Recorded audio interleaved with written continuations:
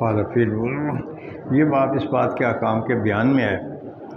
اگر کبھی کسی مجبوری کی وجہ سے آدمی کوئی علمی بات کسی سے خود نہیں پوچھ سکتا تو وہ پھر کسی اور آدمی کے ذریعے وہ مسئلہ پوچھ سکتا ہے۔ اور مجبوری پہلے باب میں بھی یہی تھی کہ حضرت عبداللہ ابن عمر رضی اللہ تعالیٰ عنہ،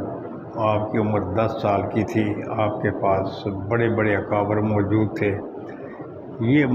جو مجبوری ہے یہ اس بات کا حیا بنی کہ بھائی میں ان بڑے لوگوں کی موجودگی میں حضور سرور کونین صلی اللہ علیہ وسلم کے سوال کا جواب نہ دوں۔ اور کبھی کسی اور لحاظ سے بھی کوئی اگر مجبوری بن جائے، ایسی صورت میں اگر انسان خود کسی سے مسئلہ نہیں پوچھ سکتا تو کسی دوسرے ذرائع کی وجہ سے وہ مسئلہ پوچھ سکتا ہے۔ اسی سلسلے میں حضرت مولا کائنات رضی اللہ تعالیٰ عنہ فرماتے ہیں کہ بھائی مجھے بہت ہی میں مزی کے معاملے میں مجھے بہت ہی میں دو چار رہتا۔ اور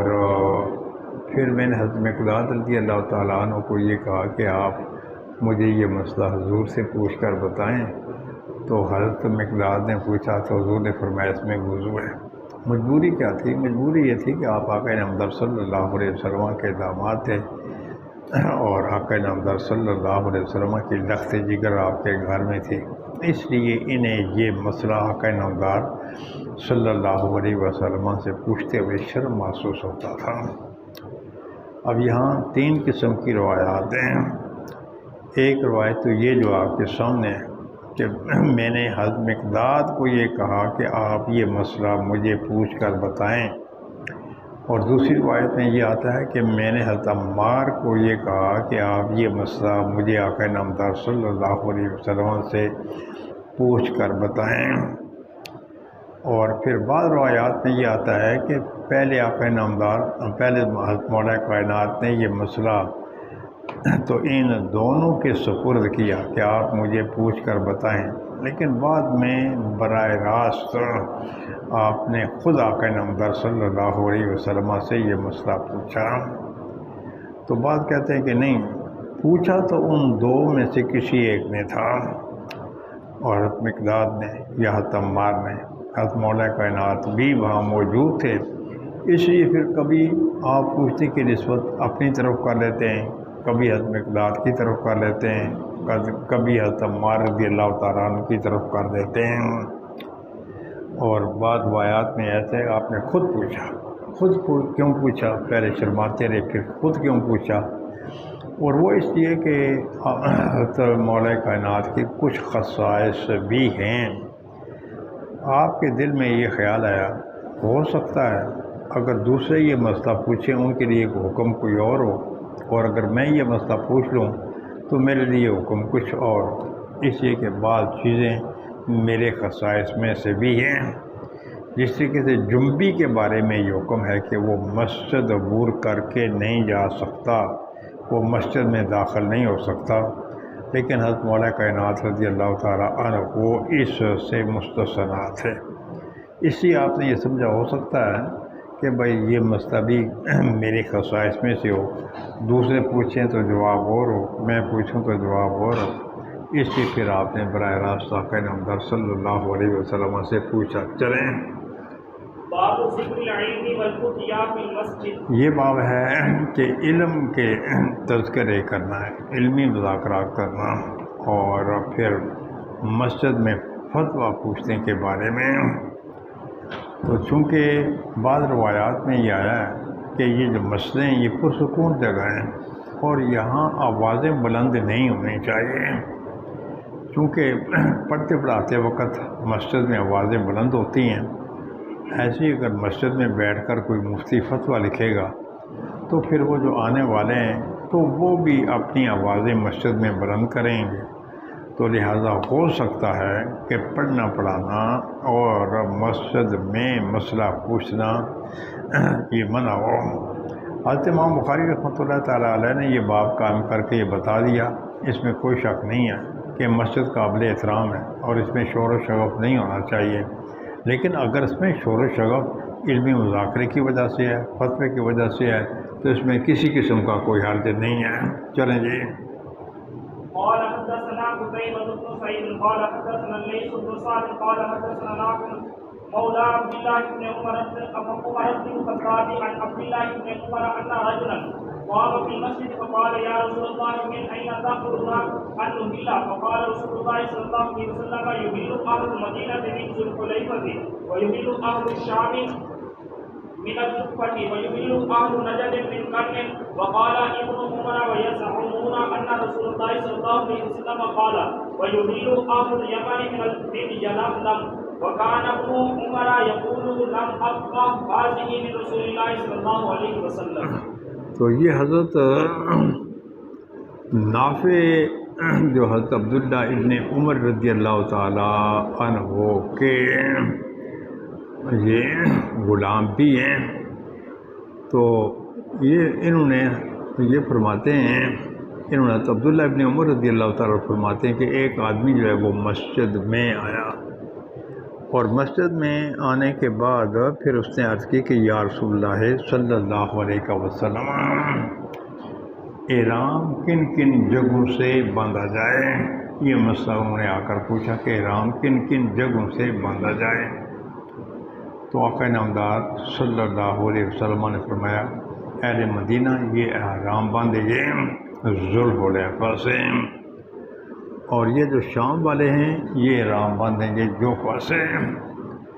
اور فرمایا کہ یہ جو نجد والے ہیں یہ احرام باندھیں گے کرنے منازل سے، یہ احرام باندھیں گے.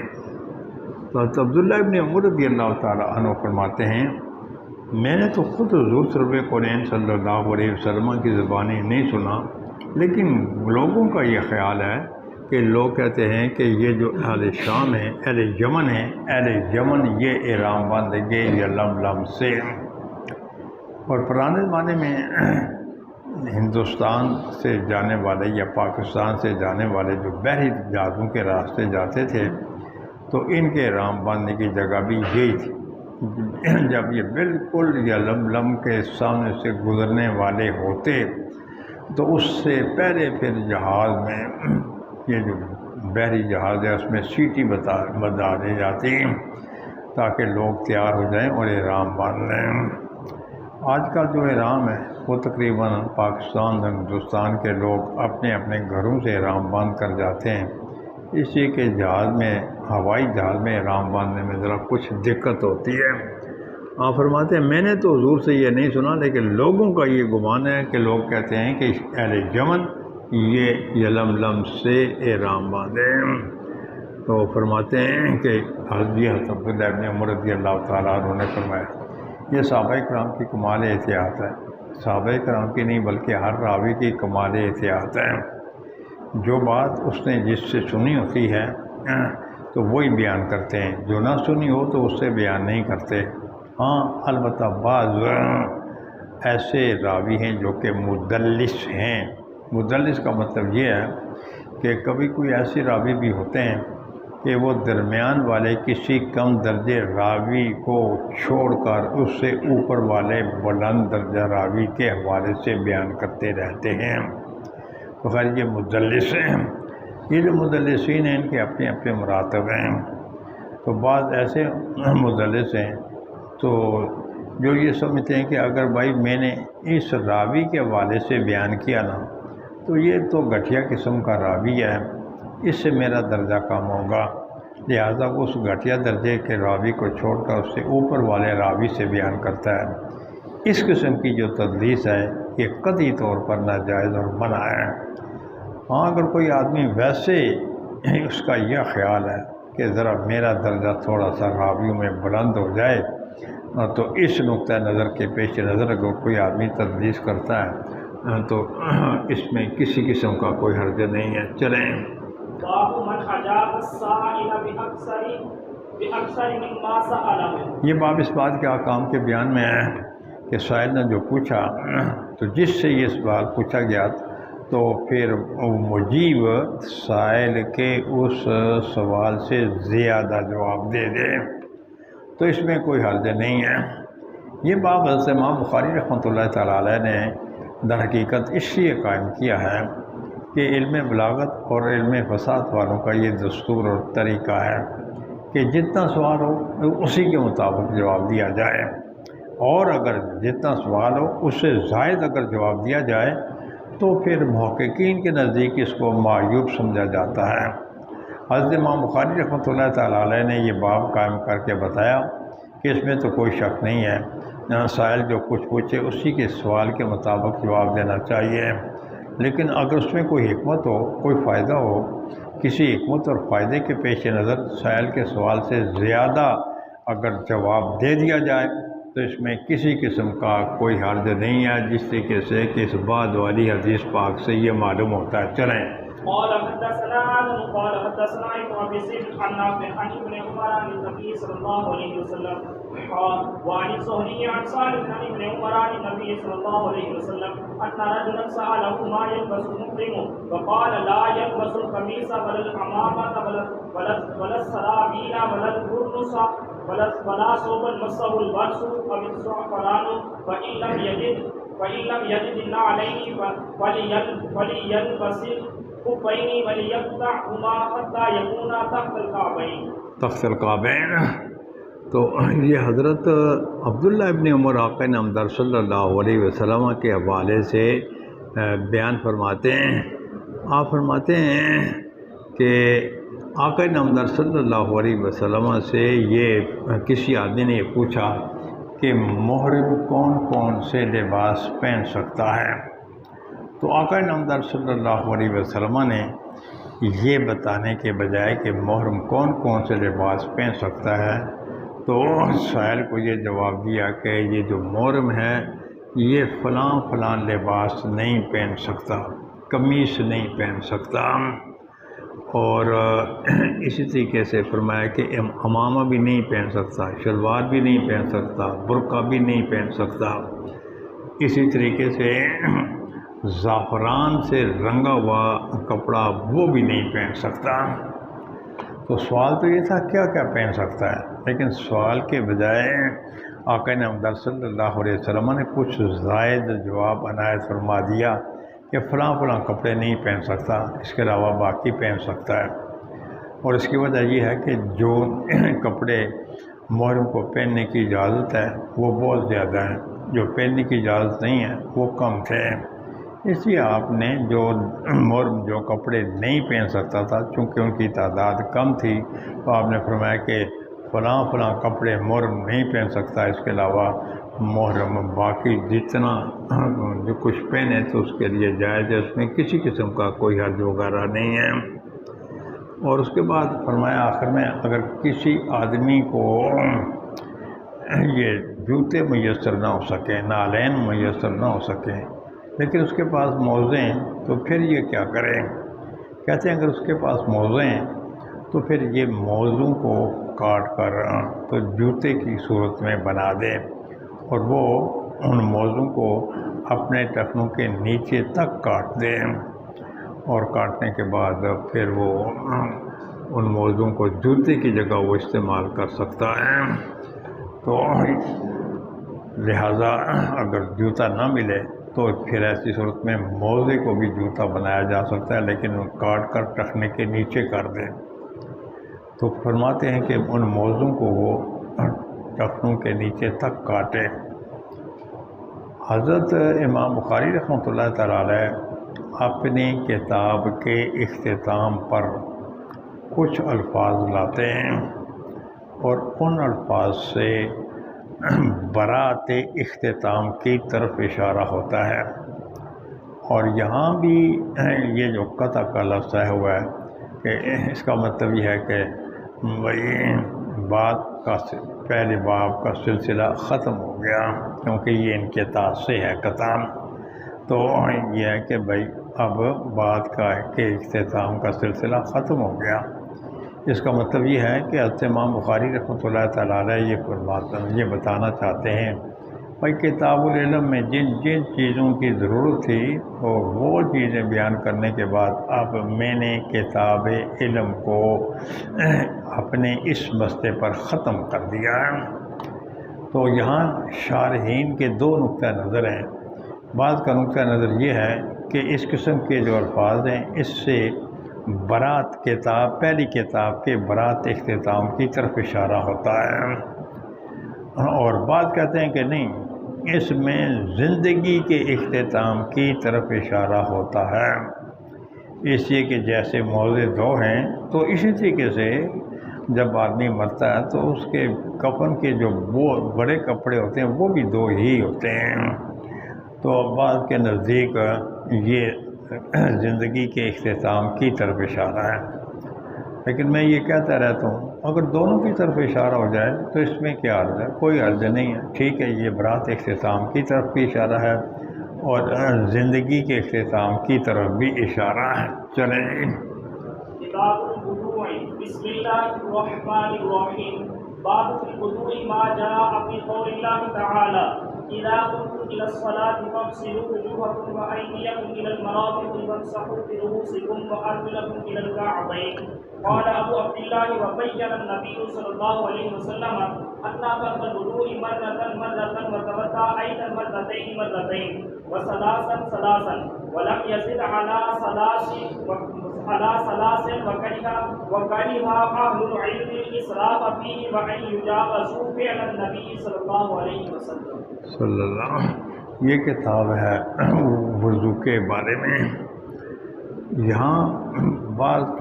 کتابوں میں کتاب الوضو کے لفظ کے بجائے یہاں طہارت کا لفظ آیا ہوا ہے،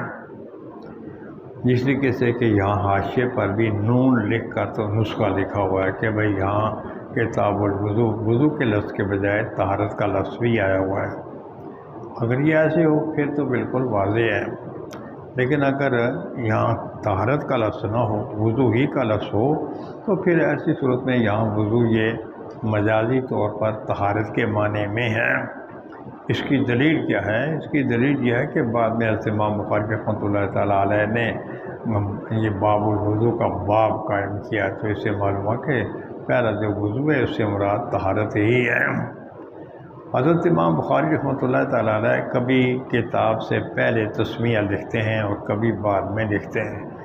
یہ بخاری شریف میں یہ جو تسمیہ ہے کبھی کتاب سے پہلے اور کبھی کتاب کے بعد میں آئی ہوتی ہے۔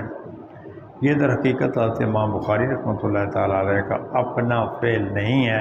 بلکہ بعد میں آنے والے جو ناقلین ہیں یہ تصرف ان کی طرف سے ہے کہ کبھی تو وہ تسمیہ کو کتاب سے پہلے لکھ دیتے ہیں اور کبھی وہ تسمیہ کو کتاب کے بعد لکھتے ہیں، اور یہ بھی میں نے پہلے آپ کو بتایا ہوا ہے، کبھی بالکل کتاب کے درمیان میں بے جوڑ بھی بسم اللہ الرحمن الرحیم لکھی ہوئی ہوتی ہے،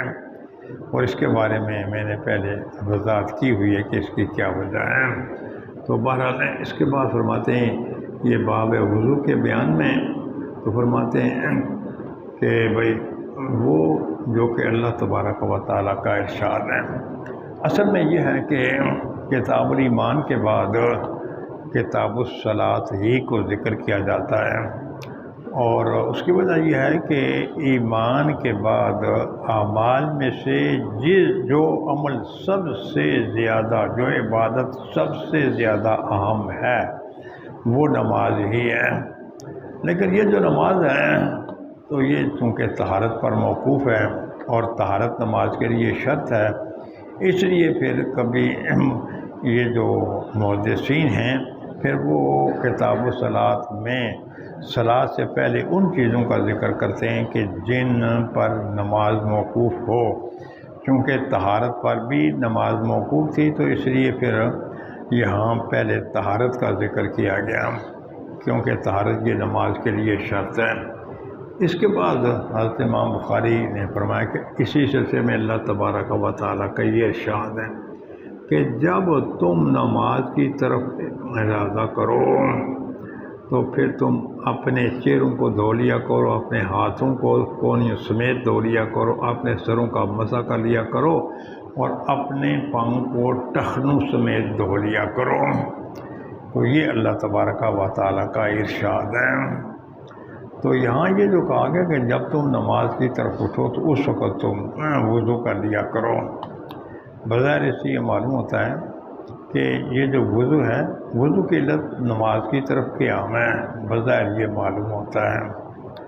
اور بعض کہتے ہیں کہ یہاں کچھ عبارت ہے وہ معذوف ہے، اذا کنتم الی الصلاۃ وانتم محدثون، اگر تم نماز کے لیے اٹھو اور تم بے وضو ہو تو پھر ایسی صورت میں تم وضو کر لیا کرو۔ تو بعض پھر اس کو محدثون کی قید کے ساتھ مقید کرتے ہیں۔ بعض کہتے ہیں کہ نہیں، نماز کے لیے اگر انسان پہلے سے باوضو ہو پھر بھی وضو کر لے، اور اگر پہلے بے وضو ہو تو پھر بھی وہ وضو کر لے۔ اگر پہلے وہ بے وضو ہے تو پھر وہ وضو کرتا ہے تو ایسی صورت میں یہ وضو واجب ہے، اور اگر کوئی آدمی پہلے سے باوضو ہے اور پھر وضو پر وضو کرنا چاہتا ہے تو یہ مستحب ہے۔ تو اور پھر بعد لوگوں نے کہا کہ یہ حکم در حقیقت ابتداءً آقا نامدار صلی اللہ علیہ وسلم کو حکم دیا گیا تھا کہ چاہے آپ باوضو ہوں یا بے وضو ہوں، تو بہرحال اگر باوضو بھی ہوں تو تب بھی جب آپ نماز کے لیے اٹھیں تو پھر آپ نے وضو کرنا ہے۔ تو ابتداءً آقا نامدار صلی اللہ علیہ وسلم کے لیے ہر ایک نماز کے لیے وضو کرنا ضروری تھا، لیکن جب اس میں کچھ دشواری پیش آنے لگی تو پھر ایسی صورت میں یہ حکم دے دیا گیا کہ ٹھیک ہے جی، اگر آپ باوضو ہیں، باوضو ہونے کی صورت میں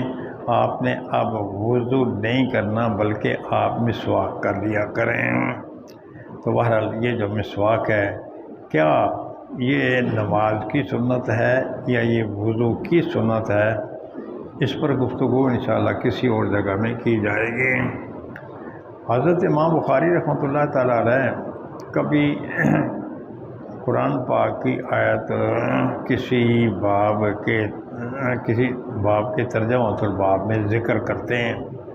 اس کے بارے میں نے پہلے آپ کو دو باتیں بتائی ہوئی ہیں،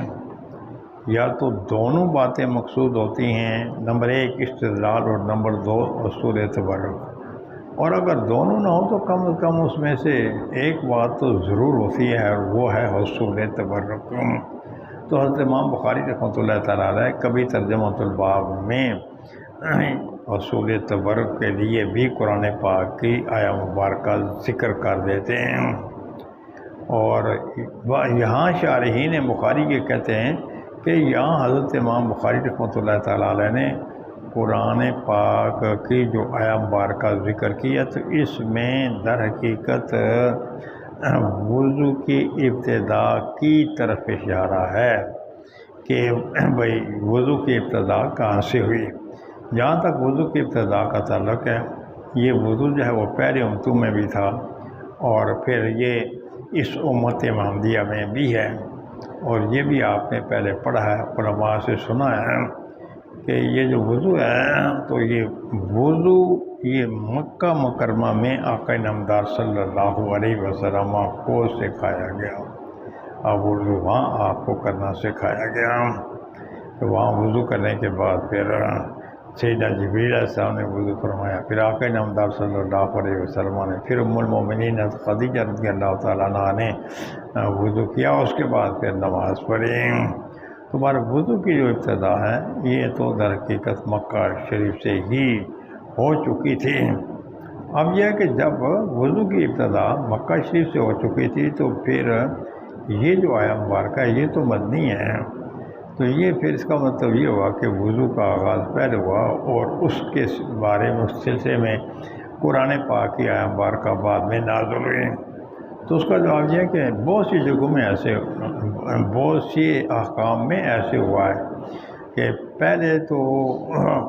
کسی کام کے جواز کو بتایا گیا اور اس کے بعد پھر اس حکم کے بارے میں قرآن پاک کی کوئی آیہ مبارکہ نازل کی گئی، اور یہاں بھی معاملہ اسی طریقے سے ہے۔ حضرت امام بخاری رحمۃ اللہ تعالیٰ علیہ نے مبینہ سے یہ بتانا چاہتے ہیں کہ بھئی اللہ تبارک و تعالیٰ نے تو ابتداً یہ فرمایا اچھا بھئی کہ جب تم نماز کا ارادہ کرنا چاہو تو اگر تم بے وضو ہو یا باوضو ہو، دونوں صورتوں میں تو پھر تم وضو کر لیا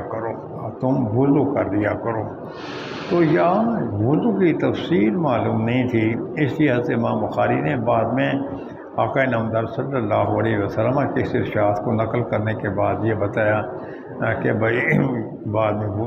کہ حضور نے وضو کی تفصیل بتا دی، وہ یہ کہ ایک مرتبہ اعضاء وضو کو دھونا یہ فرض ہے، اور اگر دو مرتبہ دھو لیے جائیں، تین مرتبہ دھو لیے جائیں تو یہ افضل ہے۔ تو یہ تفصیل ہو گئی وضو کی کہ ایک مرتبہ وضو فرض ہے، 2 مرتبہ بھی کیا جا سکتا ہے، 3 مرتبہ بھی کیا جا سکتا ہے۔ البتہ یہ ہے کہ 3 مرتبہ اعضاء دھونے کے بعد اب اس پر اعضاء کے دھونے میں اضافہ نہ کیا جائے، اس لیے کہ یہ اسراف ہے، اور پھر یہ آقا نامدار صلی اللہ علیہ وسلم کے جو فعل ہے نا اس سے تجاوز ہے۔ تو اس لیے کہ اور پھر حدیث پاک میں یہ بھی آتا ہے، جیسے کہ بعد میں بھی آئے گا کہ حدیث پاک میں یہ بھی آتا ہے کہ بھائی اگر جو آدمی وضو کرتا ہے تو وضو کرنے والا جو ہے وہ بس 3 مرتبہ اعضاء کو دھو سکتا ہے۔ فرماتے ہیں کہ کوئی آدمی اس سے زیادہ کرے یا اس سے کم کرے تو فرمایا کہ اس نے تعدی کی ہے اور اس نے ظلم کیا ہے۔ زیادتی کے بارے میں تو واضح ہے کہ جب 3 مرتبہ وضو کرنا مسنون ہے، اب اسے زائد اگر کرے گا تو یہ آقا نامدار صلی اللہ علیہ وسلم کے فعل پر ایک زیادتی ہے اور اس کا شمار بدعت میں ہوگا۔ کمی کرنے کا کیا مطلب ہے؟ 1 مرتبہ بھی پورے اعضاء نہ دھوئے تو یہ ہوگی کمی۔ تو وضو میں 1 مرتبہ سے کم اعضاء کو دھونا برائے نام یا 3 مرتبہ سے زائد اعضاء کو دھونا تو اس میں تعدی ہے، حد سے تجاوز ہے اور یہ ظلم ہے۔ چلیں جی، تو یہ باب اس بات کے احکام کے بیان میں ہے کہ طہارت کے بغیر نماز قبول نہیں ہے، اور یہ بات آپ ادھر ترمذی شریف میں پڑھ چکے ہیں، تفصیل کے ساتھ پڑھ چکے ہیں، اس پر میں نے مزید گفتگو نہیں کرنی۔ 1-2 جملے بس آپ کی خدمت میں عرض کر کے تو میں آگے نکلنے کی کوشش کروں گا، اور وہ یہ ہے کہ ایک ہوتی ہے صحت اور ایک ہوتا ہے قبول، اور یہ جو قبول ہے یہ ہے خاص اور صحت ہے عام۔ تو ضابطہ یہ ہے کہ جب قبول یہ عام ہوا اور صحت یہ خاص ہوئی، ضابطہ یہ ہے کہ اگر خاص کی نفی کی جائے تو خاص کی نفی سے عام کی نفی نہیں ہوتی۔ جس طریقے سے کہ کسی چیز کے بارے میں یہ کہا جائے کہ جیسے مثلا انسان ہے اور حیوان ہے، انسان جو ہے وہ خاص ہے، حیوان جو ہے یہ عام ہے۔ اب اگر کسی چیز کے بارے میں یہ کہا جائے کہ بھئی یہ انسان نہیں ہے، مثلا گھوڑا ہے، بکری ہے، بلی ہے، تو اس کے بارے میں کہا جائے کہ بھئی یہ انسان نہیں ہے، تو اب یہ خاص کی نفی ہے، لیکن خاص کی نفی سے یا عام کی نفی نہیں ہوتی۔ اس کا یہ مطلب نہیں کہ سرے سے یہ حیوان بھی نہیں ہے۔ تو ضابطہ یہ ہے کہ خاص کی نفی سے عام کی نفی نہیں ہوتی ہے۔ تو پھر اس کا مطلب تو یہ ہوا کہ بھائی وضو اور طہارت کے بغیر نماز تو ہو جاتی ہے، نماز صحیح ہے، لیکن وہ نماز قبول نہیں ہے۔ تو اس کا مطلب یہ ہوگا۔ تو خیر اس کے متعدد جوابات ہیں، اور ان جوابات میں سے ایک جواب یہ ہے کہ یہاں قبول جو ہے وہ صحت کے معنی میں ہے۔ تو جب یہاں قبول صحت کے معنی میں ہے تو اب اس کا مطلب یہ بنے گا کہ کوئی نماز طہارت کے بغیر صحیح نہیں ہے۔ چلیں جی۔ قال حدثنا اسحاق بن ابراهيم الحنظلي قال اخبرنا عبد الرزاق قال اخبرنا معمر عن حمام بن منبه انه سمع ابا هريره يقول قال رسول الله صلى الله عليه وسلم لا تقبل صلاة من احدث حتى يتوضا قال رجل من حضرموت ما الحدث يا ابا هريره قال فساء او ضرات۔ تو فرماتے ہیں کہ حضرت سیدنا ابو ہریرہ رضی اللہ تعالیٰ عنہ نے فرمایا کہ آقا نامدار صلی اللہ علیہ وسلم نے فرمایا کہ بھائی نماز جو ہے اس آدمی کی نماز قبول نہیں جو بے وضو ہو گیا، یہاں تک کہ وہ وضو کر لے، یہ آقا نامدار صلی اللہ علیہ وسلم کا ارشاد مبارک ہے۔ بظاہر اس سے یہ معلوم ہوتا ہے کہ اگر کوئی آدمی بے وضو نمازیں پڑھتا رہے تو جب تک وہ وضو نہیں کرے گا اس وقت تک اس کی نمازیں قبول نہیں ہوں گی اور صحیح نہیں ہوں گی۔ جب وضو کر لے گا وہ ساری بے وضو کے زمانے کی نمازیں پڑھی ہوئی وہ صحیح ہو جائیں گے۔ بظاہر اس کا مطلب یہ ہے، لیکن حتیٰ یتوضا اس کا تعلق لا تقبل کے ساتھ نہیں ہے، بلکہ اس کا تعلق ہے کہ لا یصلی حتیٰ یتوضا، کہ بھائی وہ نماز وضو کے بغیر وہ نماز نہ پڑھے۔ تو حتیٰ یتوضا کا ترتب یہ لا یصلی پر ہے، جو یہاں معذوف ہے، اس کا ترتب جو ہے لا تقبل پر نہیں ہے۔ تو فرمایا کہ حتیٰ فإن رجل، تو حضرموت سے ایک آدمی آیا، اس نے پوچھا کہ مل حدث یا ابا ہریرہ، اے ابو ہریرہ یہ جو بے وضو ہونا ہے یہ کیا حدث کیا ہے؟ تو حضرت سیدنا ابو ہریرہ رضی اللہ تعالیٰ عنہ فرمایا کہ حدث یہ ہے فسا اور درات، یہ حدث ہے۔ اس کا مطلب کیا ہے کہ کسی آدمی کی ہوا خارج ہو آواز کے بغیر، یہ فسا ہو گیا۔ اور اگر کسی آدمی کی نماز قضا ہو اور اگر کسی آدمی کا وضو ٹوٹ جائے، ہوا خارج ہو اور آواز کے ساتھ خارج ہو تو اس کو کہتے ہیں درات۔ تو فرمایا کہ پوچھنے والے نے یہ پوچھا کہ حدث کیا ہے؟ تو سیدنا ابو ہریرہ رضی اللہ تعالیٰ عنہ نے فرمایا کہ یہ وہ فسا اور درات ہے۔ کیا مطلب انسان سے ہوا خارج ہو بغیر آواز کے یا آواز کے ساتھ، یہ ہے حدث۔ تو اب یہاں یہ ہے کہ اچھا یہ حدث کیا، یہ صرف دو چیزیں ہی تو نہیں ہیں نا، اس کے علاوہ بھی تو حدث ہے۔ مثلا انسان پیشاب کرتا ہے، یہ بھی حدث ہے۔ انسان کی منی خارج ہو گئی، اس کام کی مزی خارج ہو گئی، ودی خارج ہو گئی، یہ ساری کی ساری چیزیں تو یہ بھی تو حدث ہی ہے۔ پھر سیدنا ابو ہریرہ رضی اللہ تعالیٰ عنہ نے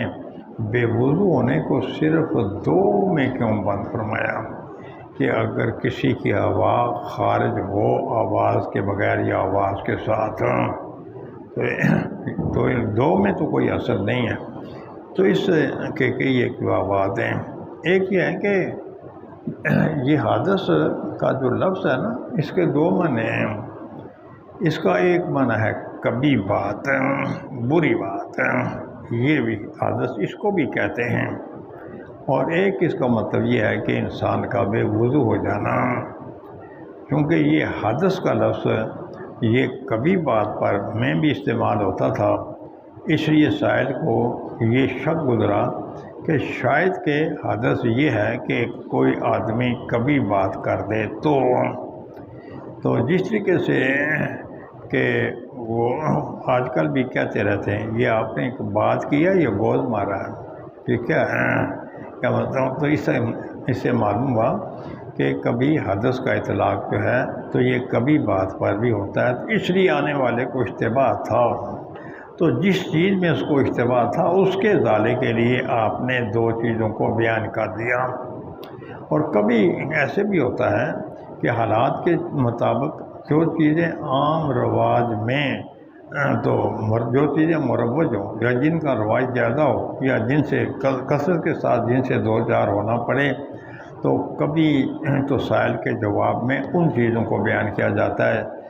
جن کے ساتھ کثرت کے ساتھ واسطہ پڑتا ہے۔ تو اس کا یہ مطلب نہیں کہ باقی چیزوں کی نفی ہے، کیونکہ بے وضو زیادہ تر آدمی ہوا خارج ہونے سے انسان بے وضو ہوتا ہے، اس لیے کثرت کے ساتھ جن چیزوں سے انسان بے وضو ہوتا تھا تو وہ یہ دو چیزیں تھیں، اس ان دو کو ذکر کر دیا۔ ان دو چیزوں میں کوئی حصر تو نہیں ہے، اور ان دو چیزوں کے ذکر کرنے سے باقی چیزوں کی باقی چیز میں کوئی رکاوٹ بھی پیدا نہیں ہوتی۔ چلیں جی،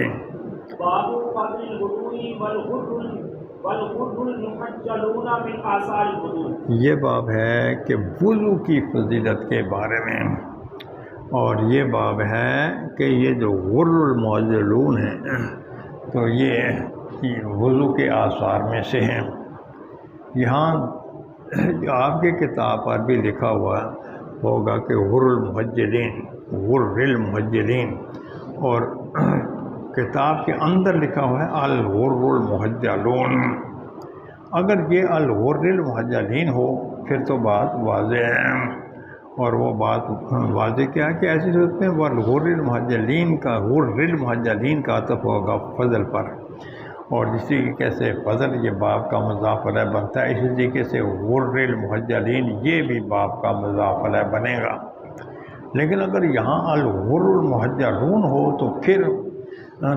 تو فرماتے ہیں کہ یہ دو چیزیں جو یہاں سارے وضو میں سے ہیں، تو غر المحجلون کا مطلب یہ ہے کہ بھائی غر المحجلون یہ اعراب حقائق ہے۔ اعراب حقائق کیا ہوتا ہے کہ بھائی جو لفظ جس حالت میں موجود تھا، جس سابقہ حالت میں موجود تھا، اس کو اس سابقہ حالت کے مطابق یہاں بیان کیا گیا ہے، اور اس کا یہاں کے محل وقوع کے مطابق کوئی اعراب وغیرہ کے ساتھ کوئی تعلق نہیں ہے۔ تو چونکہ یہ آیا ہوا تھا کہ الغر المحجلون من آثار الوضو، تو اس لیے پھر بطور اعراب حقائق یا غر کے لفظ کو ذکر کر دیا۔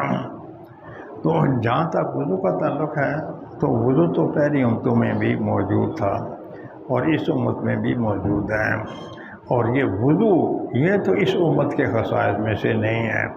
البتہ اس امت محمدیہ کے خصائص میں سے یہ ہے کہ قیامت کے دن اس وضو کی وجہ سے یہ غر المحجلون ہوں گے۔ باقی امتوں کے لوگ بھی اگرچہ وضو کرتے ہیں، وضو کرتے رہے ہیں اور ان میں بھی وضو مروج تھا، لیکن قیامت کے دن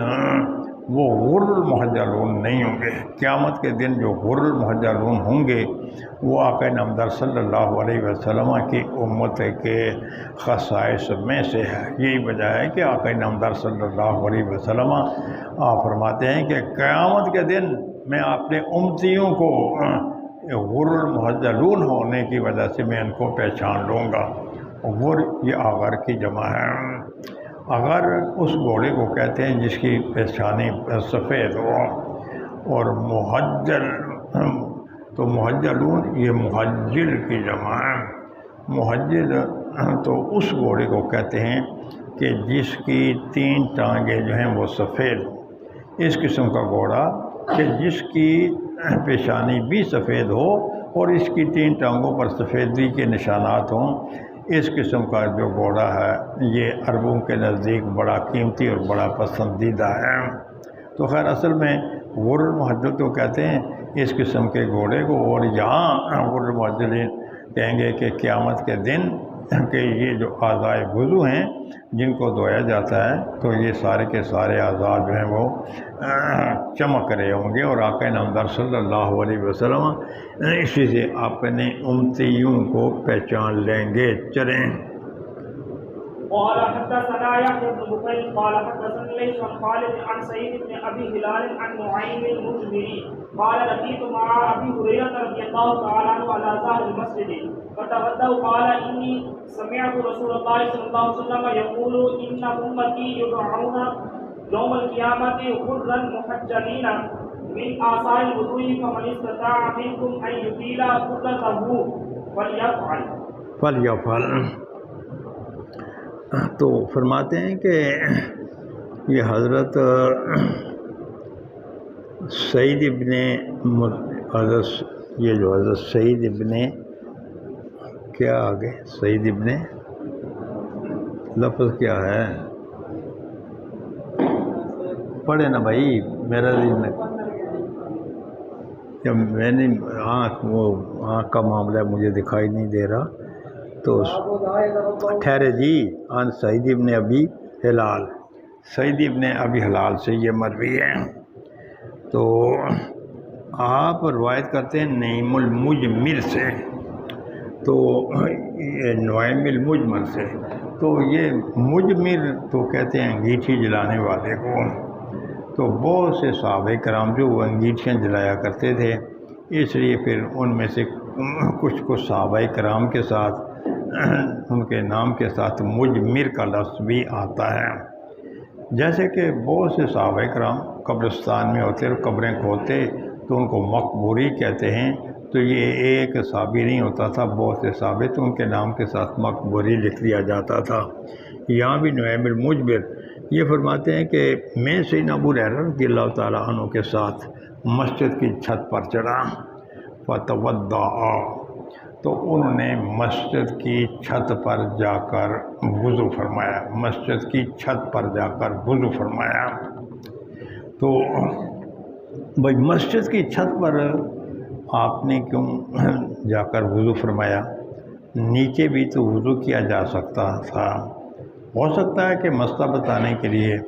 کیونکہ مسجد کی جو چھت ہے وہ بھی مسجد میں ہی شامل ہے، تو مسجد میں وضو کرنا یہ ذرا مسجد کے مرتبے کے مناسب نہیں ہے، یہ آداب مسجد کے خلاف ہے مسجد میں وضو کرنا۔ تو جب وہ مسجد کی چھت پر گئے تو وہ بھی تو آخر آداب مسجد کے خلاف تھا، تو اس کا جواب یہ ہے کہ بھئی انہوں نے دیوار پر بیٹھ کر تو وہاں وضو فرمایا، اور پھر وہاں سے وہ جو وضو کا پانی ہے وہ نیچے گرتا رہا۔ ایسے آپ نے کیوں فرمایا؟ ہو سکتا ہے بیان جواز کے لیے فرمایا ہو، یا اس میں کوئی اور بھی حکمت ہو سکتی ہے۔ شرعی مسئلہ یہ ہے کہ جیسے شرعی مسئلہ آپ تک پہنچ جائے تو اس پر عمل کرنے کی کوشش کرنی چاہیے۔ اس میں کیا حکمت ہے، اس میں کیا حکمت ہے، اس قسم کی باتوں میں نہیں پڑھنا چاہیے۔ تو فرماتے ہیں کہ آپ نے مسجد کی چھت پر جا کر وضو فرمایا، اور وضو فرمانے کے بعد پھر آپ نے یہ فرمایا کہ میں نے آقا نامدار صلی اللہ علیہ وسلم سے یہ سنا کہ بھائی یہ جو میری امت ہے نا، ان کو میری امت کو بلایا جائے گا غر المحجلین کے الفاظ کے ساتھ، غر المحجلین کے الفاظ کے ساتھ میری امت کو بلایا جائے گا۔ تو یہ فرمایا کہ بھائی یہ حضور کی امت کی خصائص اور نشانیوں میں سے ہیں، جو وضو کر کے نمازیں پڑھتے رہیں تو پھر ان کے یہ پیشانی بھی چمک رہی ہوگی اور ان کے ہاتھ اور پاؤں وہ بھی چمک رہے ہوں گے، تو جس کی وجہ سے پھر آقا نامدار صلی اللہ علیہ وسلم اپنی امت کو پہچان لیں گے۔ تو فرمایا کہ یہ جو غر المحجلین ہے یہ آثار وضو میں سے ہیں۔ تم میں سے جو آدمی یہ چاہتا ہے کہ وہ اپنی اس سفیدی کو زیادہ کرنا چاہے تو پھر وہ اپنی اس سفیدی کو زیادہ کر سکتا ہے۔ تو خیر یہ تم میں سے جو آدمی اپنی سفیدی کو زیادہ کرنا چاہے تو وہ اس کو زیادہ کر سکتا ہے۔ اس کا کیا مطلب ہے؟ کیوں؟ اس لیے کہ بھائی ابھی یہ آیا ہوا ہے کہ وضو کہاں تک کرنا ہے؟ وضو کرنا ہے اپنے ہاتھ کو کونی سمیت دھونا ہے اور پاؤں کو ٹخنوں سمیت دھونا ہے، بس یہ تو وضو ہے۔ تو جب یہ وضو ہے تو اب اگر یہ کہا جائے کہ بھئی اگر آپ اپنی سفیدی کو زیادہ کرنا چاہیں تو آپ زیادہ کر سکتے ہیں، پھر اس کا مطلب تو یہ ہوگا کہ آپ اپنے بازو کو کونیوں کے علاوہ کندھوں تک دھو سکتے ہیں اور اپنے پاؤں کو ٹخنوں کے علاوہ پنجڑیوں سمیت یا زانوں تک دھو سکتے ہیں، حالانکہ شرعاً اس کی ممانعت ہے۔ تو پھر اس کا کیا مطلب ہوا کہ بھائی جو اگر کوئی آدمی اپنی سفیدی کو زیادہ کرنا چاہے تو پھر وہ زیادہ کر سکتا ہے۔ اور ایک روایت میں یہ آتا ہے کہ حضرت سیدنا ابو ہریرہ رضی اللہ تعالیٰ عنہ نے تو ایسے کیا کہ بھائی وہ اپنے بازو کو کندھوں تک، مونڈوں تک دھوتے تھے اپنے بازو کو۔ اور اس کی وجہ کیا ہے؟ اس کی وجہ یہی ہے کہ انہوں نے خود آقا نامدار صلی اللہ علیہ وسلم سے یہ سنا ہے کہ اگر کوئی آدمی اپنے بازو کو، اپنی سفیدی کو بڑھانا چاہے فلیطل، تو پھر وہ اس میں زیادتی کر سکتا ہے۔ تو یہ آپ نے حضور سے چونکہ سن رکھا تھا، اس لیے پھر آپ نے وہ کندھوں تک دھونا شروع کر دیا کہ بھائی جتنے میں دور تک اپنے بازو کو دھوؤں گا اتنی وہ سفیدی زیادہ ہوگی۔ اچھا بھائی پھر یہ تو خلاف شریعت ہوا، اس لیے کہ شریعت میں تو ہاتھوں کے دھونے کی بھی حد ہے، پاؤں کے دھونے کی بھی حد ہے۔ تو ہاتھوں کو تو صرف کونیوں سمیت دھویا جا سکتا ہے، پاؤں کو ٹخنوں سمیت، لیکن انہوں نے پھر کندھوں تک اپنے بازو کو دھونا شروع کر دیا، تو یہ تو درست نہیں ہے۔ تو اس کے کئی ایک جواب ہیں۔ ایک جواب تو یہ ہے کہ فلی و تل کا جو اضافہ ہے تو یہ حدیث پاک میں نہیں آیا ہوا، لہذا یہ اضافہ مشکوک ہے۔ جب یہ اضافہ مشکوک ہے لہذا اس پر عمل نہیں کرنا چاہیے۔ ایک جواب تو یہ ہے۔ اچھا بھی حضرت ابو ہریرہ رضی اللہ تعالیٰ عنہ نے ایسے کیوں کیا؟ حضرت ابو ہریرہ رضی اللہ تعالیٰ عنہ نے یہ اس لیے کیا کہ یہ جو صحابہ کرام تھے، اگر اس اضافے کو درست مانا جائے تو پھر حضرت ابو ہریرہ رضی اللہ تعالیٰ عنہ نے ایسے کیوں کیا؟ تو اس کا جواب یہ ہے کہ یہ جو صحابہ کرام ہیں یہ آقا نامدار صلی اللہ علیہ وسلم کے دیوانے مستانے اور آپ کے شہدائی ہیں۔ تو بس یہ بسا اوقات اس کے معنی کی طرف جو لفظ آپ حضور سے سنتے اس کی معنی کی طرف توجہ نہیں فرماتے تھے، بلکہ ان الفاظ پر ہی عمل پیرا ہونے کی کوشش کرتے تھے، زیادہ گہرائی میں نہیں جاتے تھے۔ اس لیے سیدنا ابو ہریرہ رضی اللہ تعالیٰ عنہ نے ظاہری الفاظ کو عملی جامہ پہناتے ہوئے وہ اپنے بازوں کو مونڈوں تک اور کندھوں تک دھویا کرتے تھے۔ یہی وجہ ہے کہ ایک دفعہ آپ نے اتنا لمبا اپنے بازو کو مونڈوں تک دھویا تو کوئی آدمی وہاں بیٹھا ہوا تھا، اس نے کہا یہ کیا کر رہے ہیں؟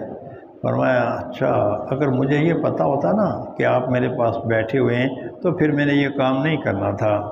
اس لیے کہ وہ جو کچھ کر رہے تھے تو وہ دیوانگی کی وجہ سے کر رہے تھے۔ یہی وجہ ہے کہ جب آقا نامدار صلی اللہ علیہ وسلم نے ایک مرتبہ فرمایا کہ جو آدمی مرے گا نا، جن کپڑوں میں وہ مرے گا انہی کپڑوں میں اس کو اٹھایا جائے گا۔ حضرت ابو سعید خدری رضی اللہ تعالیٰ عنہ نے آقا نامدار صلی اللہ علیہ وسلم سے یہ سن رکھا تھا کہ بھائی جو آدمی جن کپڑوں میں مرے گا انہی کپڑوں میں اس کو اٹھایا جائے گا۔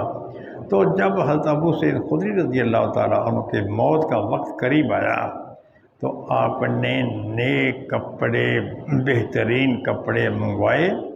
اور پھر وہ کپڑے آپ نے پہنے اور پھر اپنے متعلقین کو یہ فرمایا کہ میں نے یہ کام اس لیے کیا ہے کہ آقا نامدار صلی اللہ علیہ وسلم نے فرمایا کہ جو جن کپڑوں میں مرے گا ان کو ان کپڑوں میں اٹھایا جائے گا، تو اس لیے میں ایسے کر رہا ہوں تاکہ میں قیامت کے دن ان نئے کپڑوں میں بڑی سج دھج کے ساتھ میں اٹھوں۔ اس لیے تو حالانکہ آقا نامدار صلی اللہ تعالی علیہ وسلم کے ارشاد کا یہ مطلب نہیں تھا کہ وہاں ثیاب سے مراد کوئی کپڑے نہیں تھے، بلکہ ثیاب سے مراد عمل تھا کہ جو آدمی جو عمل کرتے ہوئے مرے گا وہی عمل کرتے ہوئے اس کو قیامت کے دن اٹھایا جائے گا۔ تو یہ صحابہ کرام جو ہیں یہ بظاہر الفاظ ان کے پیش نظر ہوتے اور گہرائی میں نہیں جاتے تھے، اس لیے پھر ابو سعید خدری رضی اللہ تعالیٰ عنہ نے یہاں ثیاب سے مراد کپڑے ہی سمجھا اور اس پر عمل پیرا ہوئے، حالانکہ وہاں ثیاب سے مراد تھے اعمال۔ چلیں جی،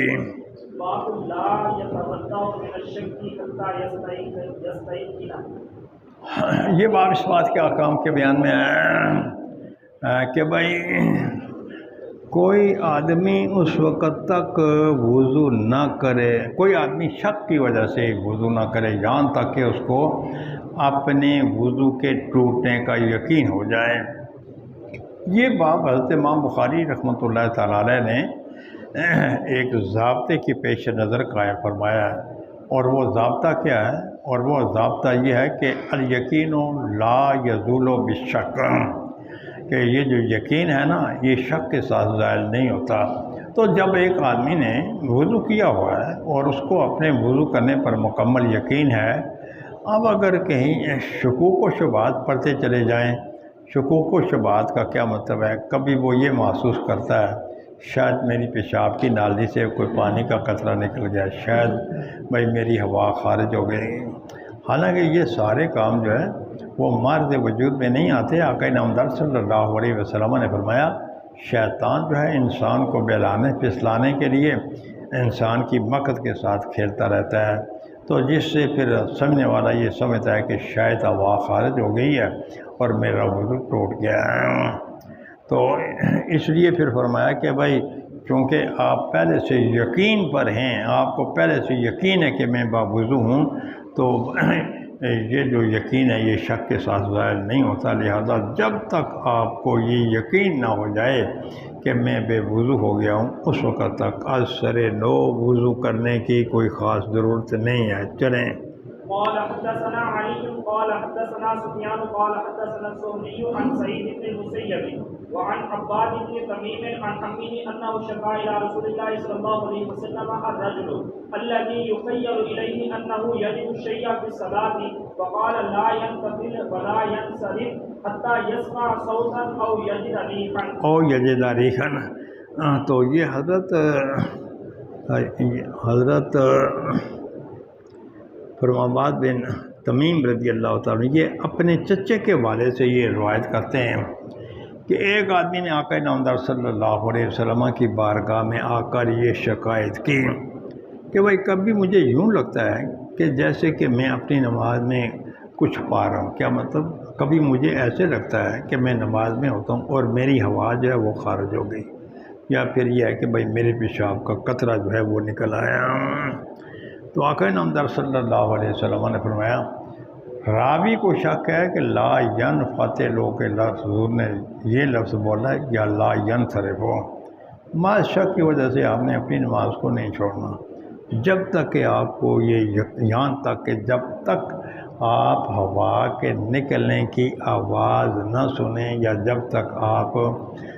وہ ہوا کے نکلنے کی بدبو نہ پا لیں، تو اس وقت تک آپ نے اپنی نماز چھوڑ، یہ خیال کرتے ہوئے کہ بھئی میرا وضو ٹوٹ گیا لہذا میری نماز نہیں، تو اس وقت تک تو جب تک یہ دو باتیں نہ پائی جائیں، تو کون سی دو باتیں؟ ایک تو یہ ہے کہ بھئی جب تک وہ آپ آواز نہ سن لیں، یا جب تک کہ آپ بدبو نہ محسوس کریں، اس وقت تک آپ نے نماز میں ہی رہنا ہے اور نماز پڑھتے رہنا ہے۔ اچھا بھی جب تک آپ آواز نہ سنیں تو پھر آپ اس وقت تک نماز پڑھتے رہیں۔ یہ جو بہرا ہوتا ہے اس کے کانوں تک تو آواز نہیں پہنچتی، اس کا مطلب یہ ہے کہ ہوا کے خارج ہونے کے باوجود ہوا تو خارج ہو گئی لیکن اس کے کانوں تک ہوا کے خارج ہونے کی آواز نہیں پہنچی۔ اس کا مطلب یہ ہے کہ پھر یہ جو بہرا ہے تو پھر یہ نماز پڑھتا رہے۔ تو لیکن اسی طریقے سے ایک آدمی گونگا ہے اور پھر اب اس کو نزلہ زکام وغیرہ ہو گیا ہے، اب اس تک تو وہ بدبو نہیں پہنچتی ہوا کے خارج ہونے کی، تو اس کا مطلب یہ ہے کہ پھر وہ جب تک اس کو بدبو محسوس نہ ہو تو اس وقت تک وہ نماز پڑھتا رہے۔ اور یہ تو درست نہیں ہے۔ اس کا جواب یہ ہے کہ یہاں اس کا یہ مطلب نہیں ہے کہ بھائی یقینی طور پر وہ آواز سنیں، یہ یقینی طور تک اس تک بدبو پہنچے، بلکہ اس کا مطلب یہ ہے کہ بھئی جب تک تمہیں بے وضو ہونے کا یقین نہ ہو، اور جب تک تمہیں بے وضو ہونے کا یقین نہ ہو تو اس وقت تک آپ اپنی نماز نہیں چھوڑ سکتے۔ چلیں جی، چلیں جی، یہ باب ہے وضو میں تخفیف کرنے کے بارے میں۔ چلیں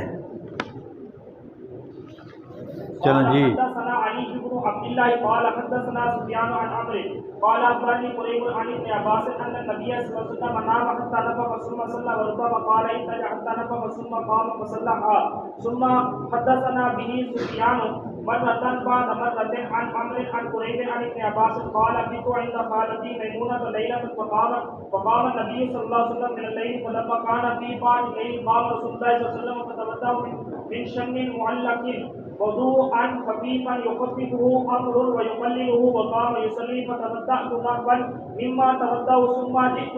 فكنت عن يساري وربما قال سفيان عن شماله فحولني وجعلني عن يمينه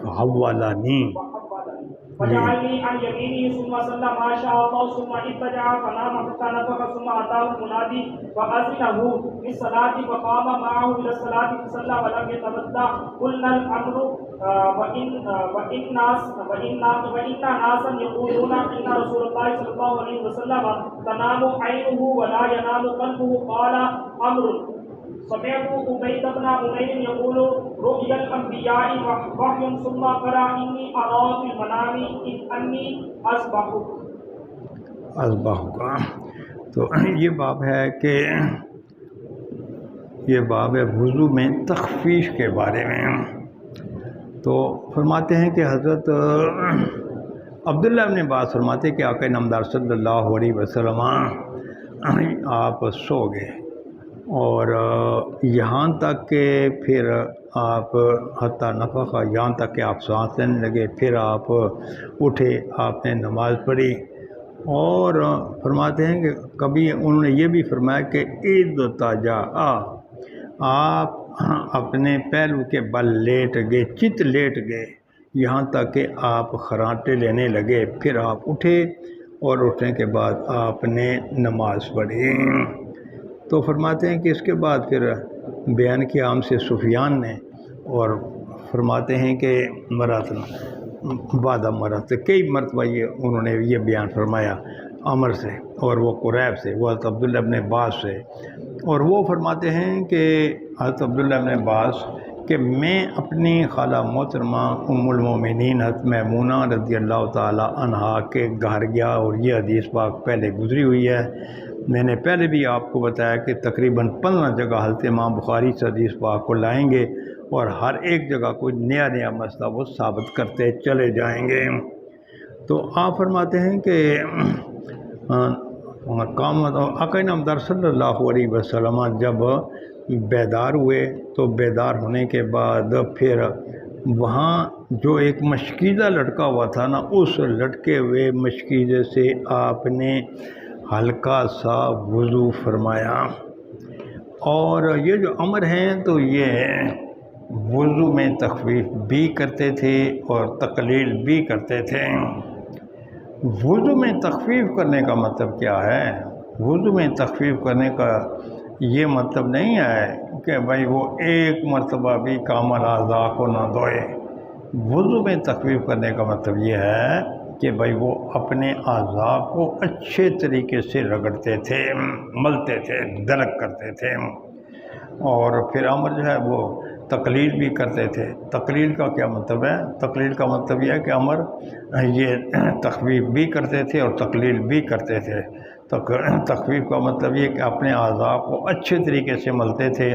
تقلیل کا مطلب یہ ہے کہ کم پانی خرچ کرنے کی کوشش کرتے تھے۔ وقام یصلی، تو پھر وہ کھڑے ہوئے حضرت عبداللہ ابن عباس، انہوں نے بھی ایسے ہی وضو کیا جیسے کہ آقا نامدار صلی اللہ علیہ وسلم نے وضو فرمایا تھا۔ پھر میں آ کر آپ کی بائیں طرف کھڑا ہو گیا، اور سفیان نے کبھی ذکر کیا کہ بائیں طرف یعنی یسار کے بجائے شمال کا لفظ استعمال کیا ہے، اور مجھے آقا نامدار صلی اللہ علیہ وسلم گھما کر اپنی دائیں طرف لے گئے۔ پھر آپ نے جو نماز پڑھی سو پڑھی، پھر آپ چت لیٹ گئے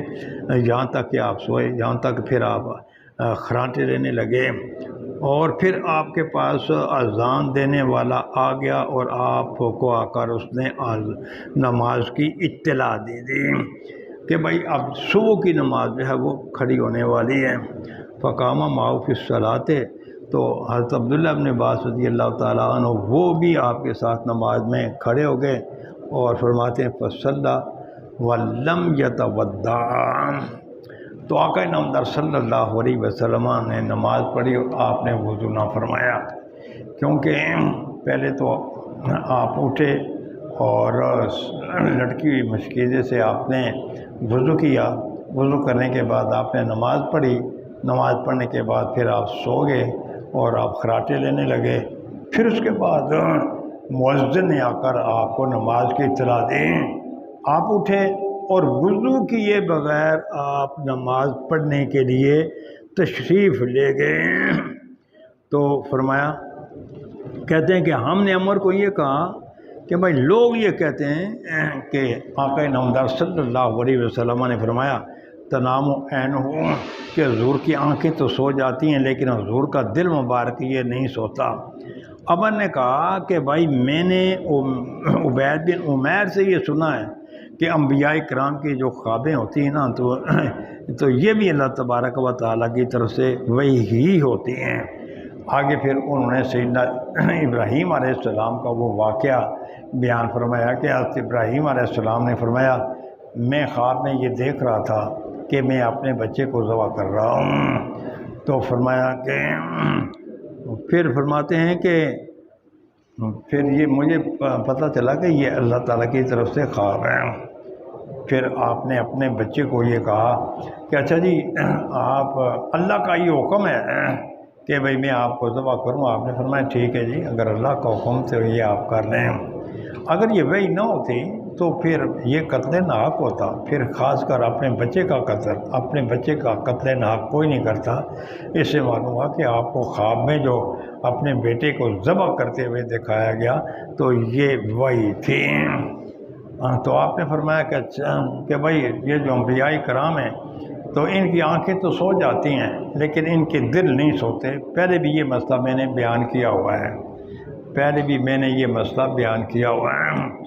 کہ بھئی انبیاء کرام کی آنکھیں جو ہیں وہ سو جاتی ہیں، دل آپ کا نہیں سوتا۔ کیا مطلب جن چیزوں کا تعلق آنکھوں کے ساتھ دیکھنے کے ساتھ ہے وہ تو نہیں دیکھ پا رہے ہوتے ہیں، لیکن جن چیزوں کا تعلق دل کے ساتھ ہے تو آپ اس سے باخبر ہوتے ہیں۔ آپ کا قلب جو ہوتا ہے تو وہ سوتا نہیں ہے۔ کیوں؟ اس لیے کہ قلب جو ہوتا ہے انبیاء کرام کا جو دل ہوتا ہے وہ وحی خدا کا مرکز ہوتا ہے۔ جب یہ وحی خدا کا مرکز ہوتا ہے اس پر کبھی بھی غفلت طاری نہیں ہوتی، اس لیے پھر انبیاء کرام کے جو دل جو ہیں وہ نہیں سوتے۔ ایک تو یہ مسئلہ یہ بھی میں نے آپ کے سامنے پہلے بیان کیا ہوا ہے۔ ایک اور بھی بات میں نے آپ کے سامنے یہاں بیان کی تھی، آج دوبارہ یہ بات بیان کر دیتا ہوں، اس کے بعد پھر میں نے اس بات کو نہیں دہرانا۔ اور وہ یہ ہے کہ یہ جو کہا جاتا ہے کہ یہ جو نیند ہے یہ ناقض وضو ہے، نیند ناقض وضو ہے۔ اچھا اگر نیند ناقض وضو ہے تو پھر انبیاء کرام کی جو نیند ہے یہ ناقض وضو کیوں نہیں ہے؟ اس کی ایک وجہ تو یہ آ گئی کہ انبیاء کرام کے نیند جو ہے، نیند سے دل پر غفلت طاری ہوتی ہے، لیکن انبیاء کرام کے جو دل ہوتے ہیں یہ وہی خدا کے مرکز ہوتے ہیں، ان پر غفلت طاری نہیں ہوتی۔ یہاں پھر لوگوں نے ایک منطقی ضابطہ بھی بیان کیا ہے کہ یہ جو کہا جاتا ہے کہ نیند ناقض وضو ہے یہ در حقیقت قضیہ مشروطہ عامہ ہے، اور یہ جو قضیہ مشروطہ عامہ ہے اس قضیہ مشروطہ عامہ کی دو قسمیں ہیں۔ ایک قضیہ مشروطہ عامہ فی زمان الوصف اور ایک دوسرا قضیہ مشروطہ عامہ بشرط الوصف۔ تو اگر یہ نیند ناقض وضو ہے، اگر یہ قضیہ مشروطہ عامہ فی زمان الوصف ہو تو پھر تو سونے سے انبیاء کرام کا سونے سے ان کا وضو نہیں ٹوٹے گا۔ ہاں اگر یہ قضیہ مشروطہ عامہ بشرط الوصف ہوتا، اس کا مطلب یہ ہے کہ جو بھی سو جائیں چاہے وہ نبی ہو غیر نبی ہو تو اس کا سونا ناقض وضو ہوتا ہے۔ تو یہ قضیہ مشروطہ عامہ فی زمان الوصف ہے اور بشرط الوصف ہے، لہذا یہ زمانہ ایسا ہے کہ اس میں وضو کے ٹوٹنے کے اسباب پائے جا سکتے ہیں، اور وہ کیا ہے؟ وہ یہ ہے کہ غفلت طاری ہو، غفلت سے استرخاء مفاصل ہو، اور یہ جو استرخاء مفاصل ہوتا ہے یہ خروج ہوا کا ذریعہ بنتا ہے، سبب بنتا ہے۔ اور چونکہ انبیاء کرام کے لیے ایسے نہیں ہوتا، استرخاء مفاصل ہوتا ہی نہیں ان کے لیے، اور لہذا جب استرخاء مفاصل نہیں ہے تو پھر ہوا کے خارج ہونے کا یہاں سبب نہیں پایا جاتا، اسی انبیاء کرام کی جو نیندیں اس سے وضو نہیں ٹوٹتا۔ چلیں جی، باب اسباب الوضوء وقد قال ابن عمر اسباب الوضوء الانقاء، تو فرماتے ہیں کہ یہ باب ہے کہ اسباب الوضوء، اور حضرت عبداللہ ابن عمر رضی اللہ تعالیٰ نے فرمایا اسباب الوضوء کا کیا مطلب ہے؟ الانقاء، جس سے کہ طہارت حاصل ہو جائے، پاکیزگی حاصل ہو جائے، یہ اسباغ وضو۔ یہ جو حضرت امام بخاری رحمۃ اللہ تعالیٰ علیہ ہیں تو انہوں نے یہ جو کتاب الوضو ہے یا باب الوضو ہے اس میں جو انہوں نے باب باندھے ہیں، یہ اسباغ الوضو تک سے انہوں نے جو باب باندھے ہیں یہ تو بالکل درست ہیں، لیکن اس کے بعد پھر جو حضرت امام بخاری نے باندھے ہیں، بخاری شریف کے شارحین یہ کہتے ہیں کہ حضرت امام بخاری رحمۃ اللہ تعالیٰ علیہ نے کتاب الوضو میں جو باب باندھے ہیں اس میں انہوں نے کوئی ترتیب ملحوظ خاطر نہیں رکھی، سارے باب بے ترتیبے ہی معلوم ہو رہے ہیں۔ کچھ شارحین کا نقطہ نظر یہ ہے، اور یہ پرانے شارحین میں سے ابن منیر ہیں، ان کا نقطہ نظر یہ ہے کہ یہ جو کتاب الوضو ہے، کتاب الوضو میں اس باب الوضو تک تو حضرت امام بخاری نے جو باب باندھے ہیں ان میں تو ترتیب ہے، کیوں؟ اس لیے کہ انہوں نے پہلے وضو کا مسئلہ بیان کیا، وضو کا مسئلہ بیان کرنے کے بعد انہوں نے پھر وضو کی فضیلت بیان کی، اور پھر وضو کی فضیلت کے بعد اب انہوں نے پھر بھائی وضو کے اسباغ الوضو کا مسئلہ بیان کیا۔ تو خیر، تو آپ لوگ چونکہ وہ پڑھ کر آئے ہوئے ہیں، جی تو وہ چاہتا ہے کہ بہت سی باتیں کریں، لیکن میں چونکہ کم علم ہوں تو ہو سکتا ہے کہ کوئی بات کرتے ہوئے مجھ سے غلطی سرزد ہو جائے، اس لیے پھر میں اپنے آپ پر بہت کنٹرول کرتا ہوں۔ بہت سی باتیں ایسی ہوتی ہیں جن کو میں آپ کے سامنے نہیں بیان کرنا چاہتا، کبھی کر بھی دیتا ہوں، جیسے ان میں سے ایک مسئلہ یہ بھی ہے کہ نیند جو ہے ناقض وضو ہے، یہ کون سا قرض ہے، مشروطہ فی زمان الوصف یا بشرط الوصف۔ اسی طریقے سے وضو اور پھر وضو کے بعد وضو کے فضائل، وضو اور وضو کے بعد پھر وضو کے فضائل۔ آپ نے ادھر منطق کی کتابیں پڑھی ہوئی ہیں اور اس میں آپ نے پڑھا ہوا ہے کہ ایک ہوتا ہے حلیہ بسیطہ اور ایک ہوتا ہے حلیہ مرکبہ۔ حلیہ بسیطہ تو یہ ہوتا ہے کہ جس میں شے کے وجود کے بارے میں سوال کیا جائے، اور حلیہ مرکبہ یہ ہوتا ہے کہ جس میں شے کے وجود کے علاوہ اس کے کسی وصف کے بارے میں سوال کیا جائے، کہ جب صرف وضو کا مسئلہ بیان کیا تو یہ قضیہ حلیہ بسیطہ تھا، جب اس کے ساتھ فضائل بیان کر دیے تو یہ قضیہ حلیہ مرکبہ ہو گیا۔ تو خیر یہ بھی بات مجھے نہیں کرنی چاہیے تھی، لیکن چلو غلطی سے میں نے یہ کر دی۔ چلیں جی۔ عن موسى بن عقبة عن بريد مولى ابن عباس عن أسامة بن زيد أنه سمعه يقول دفع رسول الله صلى الله عليه وسلم من عرفة حتى إذا كان بالشعب نزل فبال ثم تودع ولم يسبغ الوضوء فقلت الصلاة يا رسول الله؟ قال الصلاة أمامك فركب فلما جاء المزدلفة نزل فتودع فأسبغ الوضوء ثم أقيمت الصلاة فصلى المغرب ثم أناف كل إنسان بعيره في منزله ثم أقيمت العشاء فصلى ولم يصلي بينهما۔ تو یہ باب اس بات اسی سلسلے میں حضرت اسامہ بن زید رضی اللہ تعالیٰ عنہ یہ فرماتے ہیں، آپ فرماتے ہیں کہ آقا نامدار صلی اللہ علیہ وسلم جب عرفات سے واپس پلٹے، آپ ایک گھاٹی میں کی طرف تشریف لے گئے، وہاں اترے، پھر آپ نے وہاں پیشاب فرمایا، پھر وضو فرمایا، لیکن وضو جو آپ نے فرمایا تو اس میں بس ایک مرتبہ آپ نے اپنے اعضاء پر پانی بہایا، تو کوئی رگڑ کر اپنے اعضاء کو صاف نہیں کیا، مل کر اپنے جو اعضاء ہیں ان کو صاف نہیں کیا۔ تو فرماتے ہیں فقل، تو حضرت اسامہ فرماتے ہیں میں نے حضور کی خدمت میں یہ عرض کی کہ یا رسول اللہ ہے بھائی آپ نے وضو فرما لیا ہے تو اب نماز کا وقت ہے تو آپ نماز ادا فرما لیں۔ آپ نے فرمایا نہیں بھائی نماز جو ہے تمہارے آگے ہے۔ کیا مطلب ہے؟ یہ نماز جو ہے نا ہم نے کہیں راستے میں نہیں پڑھنی، بلکہ یہ نماز ہم نے مزدلفہ میں جا کر پڑھنی ہے، تو یہ نماز کا وقت نہیں ہے۔ تو یہ جو حضرت عبداللہ ابن عمر رضی اللہ تعالیٰ عنہ ہیں، تو ان کے بارے میں یہی ہے کہ سب صحابہ کرام میں سے سب سے زیادہ آقا نامدار صلی اللہ علیہ وسلم کی موافقت کرنے والے تھے۔ حضرت عبداللہ ابن عمر رضی اللہ تعالیٰ عنہ۔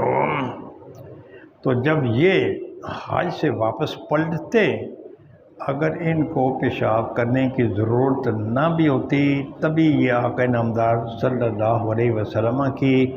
اس ادا کو اپنانے کے لیے وہاں گھاٹی میں اترتے، پیشاب کرتے، پھر وضو کرتے اور پھر آگے چل پڑتے۔ اسی طریقے سے ایک دفعہ آپ سفر فرما رہے تھے، سفر فرماتے فرماتے آپ ایک جگہ آپ اپنی اونٹنی کی پیٹھ کے ساتھ چمٹ گئے۔ ان کے ساتھ ان کے شاگرد و تلامذہ ہوتے تھے،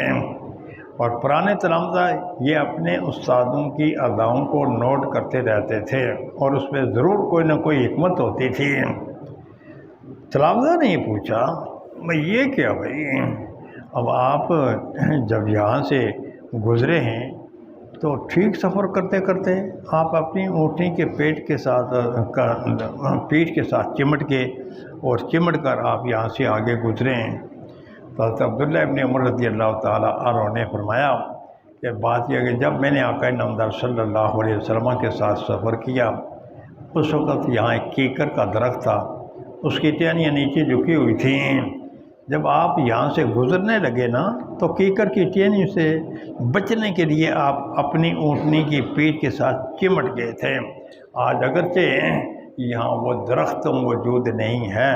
لیکن میں اپنے آقا نامدار صلی اللہ علیہ وسلم کی ادا کو اپناتے ہوئے کہ جب یہاں سے میرے آقا نامدار صلی اللہ علیہ وسلم گزرے تھے تو آپ اپنی اونٹنی کی پیٹھ کے ساتھ چمٹ کر گزرے تھے، تو اس لیے پھر میں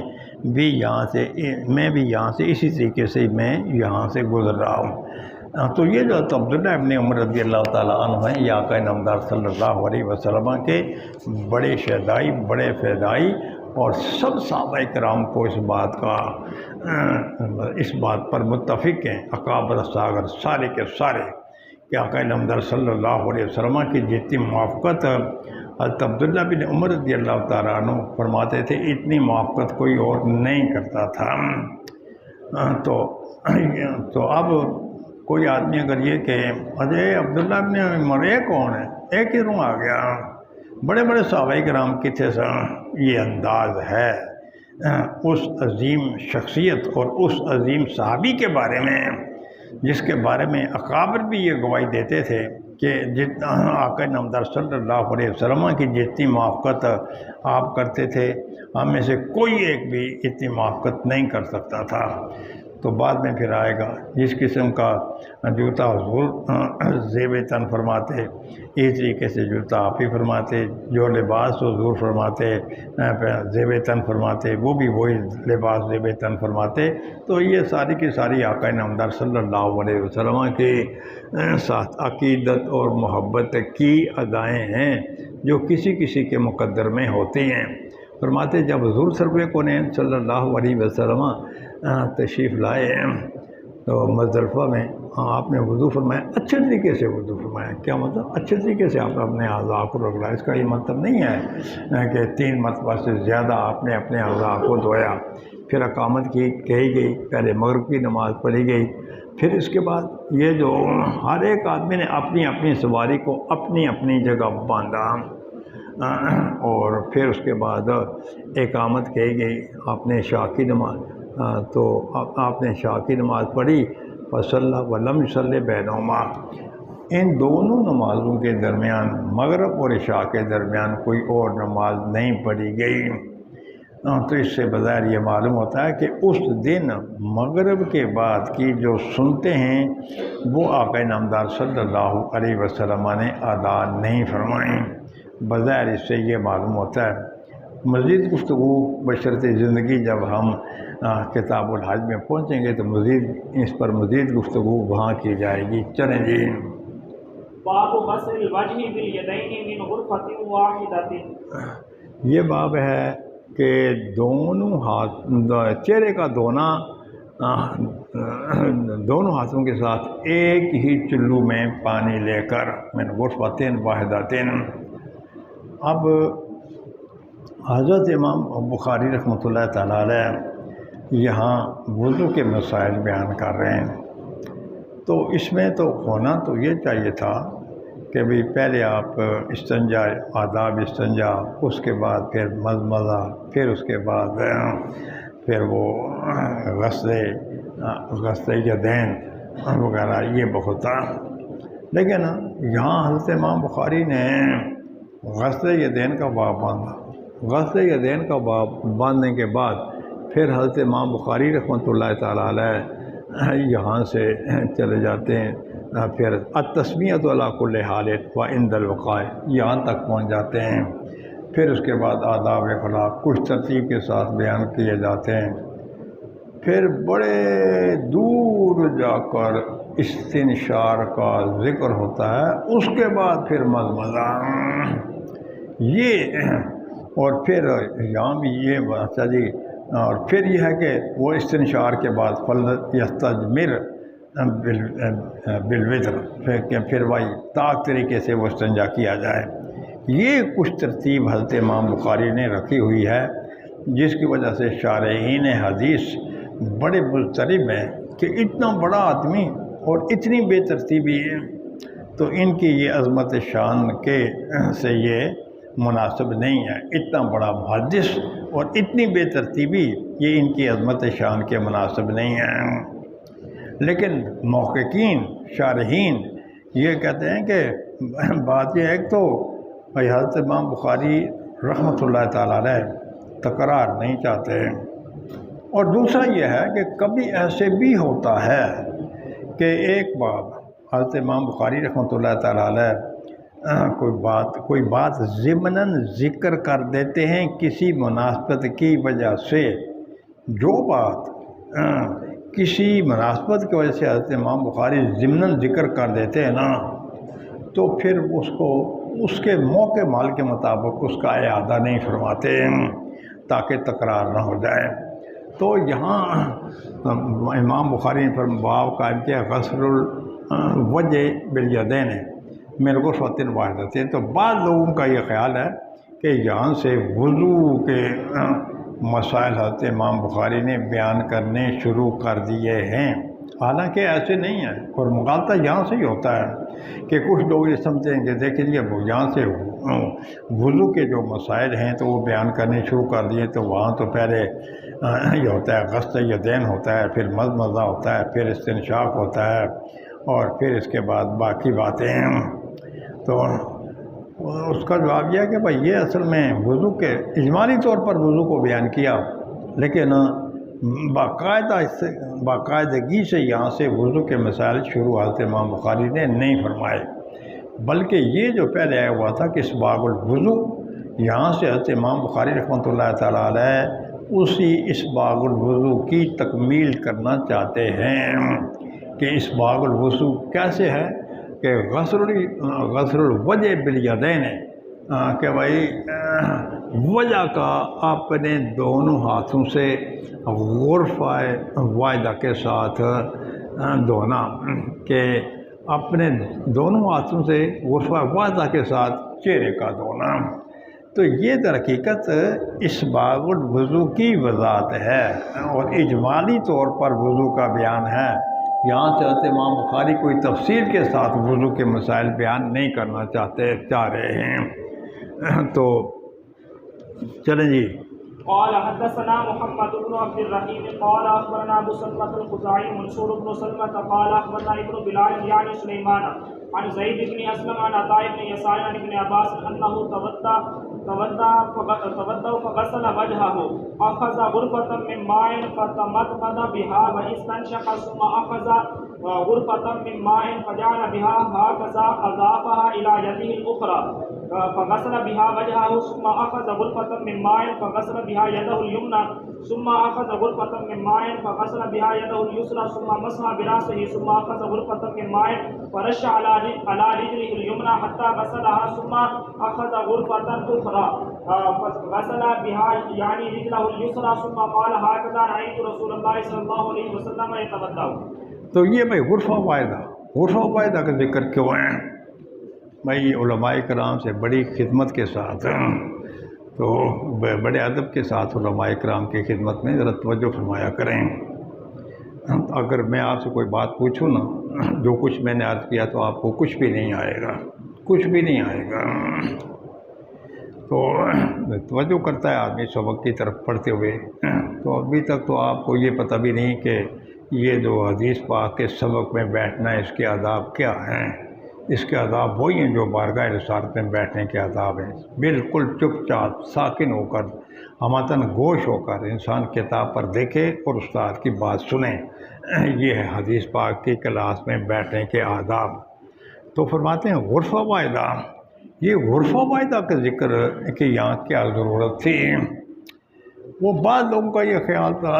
کہ بھائی پہلے دائیں ہاتھ کے چلو میں، پھر بائیں ہاتھ کے چلو سے کے ساتھ غرفہ واحدہ کی قید لگا کر یہ بتا دیا کہ بھائی پہلے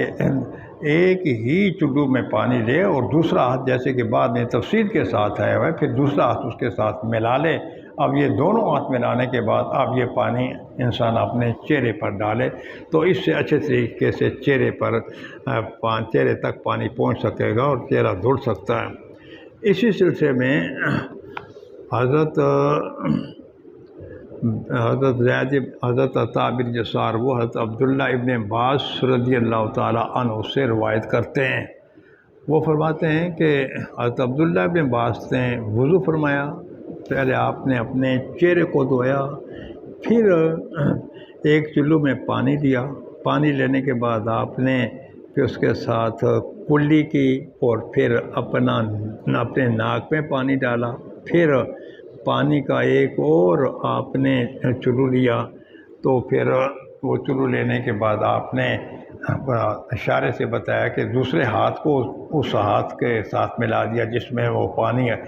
دائیں ہاتھ کے چلو میں جو پانی تھا، اور دائیں ہاتھ دونوں ہاتھوں کو ملانے کے بعد پھر وہ آپ نے اس کے ساتھ اپنے چہرے کو دھویا، پھر ایک اور پانی کا چلو لیا، اس کے ساتھ انہوں نے اپنے دائیں ہاتھ کو دیا، پھر ایک اور چلو پانی لیا، اس کے ساتھ انہوں نے اپنے بائیں ہاتھ کو دھویا، اور پھر آپ نے سر کا مسح فرمایا، پھر پانی کا ایک اور چلو لیا، پر رشا علی رجلہ الیمنی، تو پھر وہ آپ نے اپنے دائیں پاؤں پر بہایا۔ رشا کا یہ مطلب نہیں ہے کہ مال چھڑک دیا اور یہ چھڑکنے کا کافی ہے، بلکہ اپنے دائیں پر بہایا، حتیٰ غسلا، پھر اپنے دائیں پاؤں کو دھویا، پھر ایک اور چلو پانی لیا، اس کے ساتھ اپنے بائیں پاؤں کو آپ نے دھویا، اور اس کے بعد یہ حضرت عبداللہ ابن عباس فرماتے ہیں میں نے اس طریقے سے آقا نامدار صلی اللہ علیہ وسلم کو وضو کرتے ہوئے دیکھا ہے۔ یہاں انہوں نے صرف یہ بتانا تھا کہ غسل الوجہ بالیدین من غرفۃ واحدہ، بس اسی کو سمجھانا تھا۔ صحابہ کرام کا طریقہ کار یہ تھا، اگر کوئی ان سے کوئی مسئلہ پوچھتا تو اگر وہ عملی طور پر بتایا جانا اس کا ضروری ہوتا تو پھر صحابہ کرام زبانی کلامی اس کو نہیں بتاتے تھے بلکہ عملی طور پر بتاتے تھے، جیسے کہ آپ بعد میں پڑھیں گے کہ اگر کسی نے کسی صحابی سے نماز کا مسئلہ پوچھا،